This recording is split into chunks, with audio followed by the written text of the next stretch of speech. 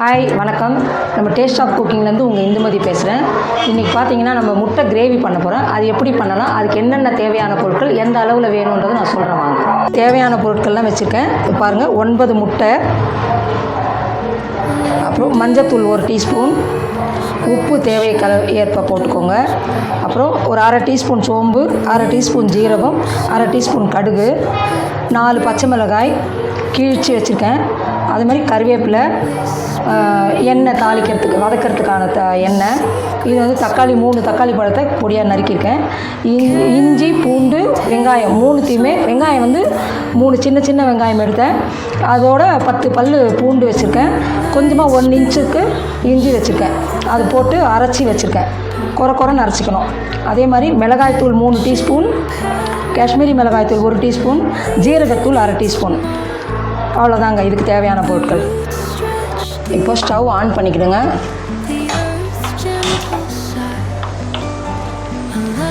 இப்போ வந்து கடாயில் எண்ணெயை ஊற்றிடுறேன். நல்லா காஞ்சிச்சு. கடுகு, ஜீரகம், சோம்பு 3த்தையுமே ஒன்றா போட்டுடலாம். பச்சை மிளகாயும் போட்டுட்டேன். அரைக்கிறது கூட ரொம்ப நைஸாக அரைச்சிடாதீங்க. இந்த மாதிரி குறைனே கொஞ்சம் அரைச்சி வச்சுக்கோங்க. வதங்கிறதுக்கு இந்த தேவையான உப்பையும் போட்டுடலாம். போட்டுட்டு கொஞ்சம் நல்லா வதக்கி விடுங்க. நல்லா வதங்கிடுச்சிங்க, எல்லாம் நல்லா வதங்கிடுச்சு. இப்போது இந்த மிளகாத்தூள் எல்லாமே போட்டுட்டேன். மஞ்சள் தூள்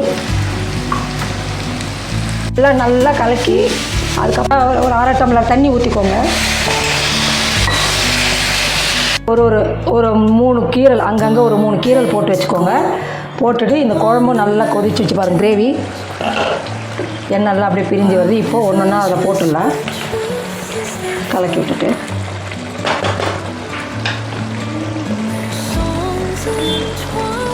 எல்லாத்தையும் ஒன்றா கலக்குங்க. ரொம்ப ஃபோர்ஸ் பண்ணிங்கன்னா நம்ம கட் பண்ணியிருக்கோம் இல்லையா, அதெல்லாம் கட் ஆகிடும்.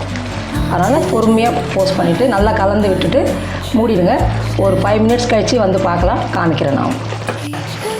இப்போ சூப்பராக ரெடி ஆகிடுச்சு. இவ்வளோ தான் ஃபினிஷு. எடுத்து நல்லா அடி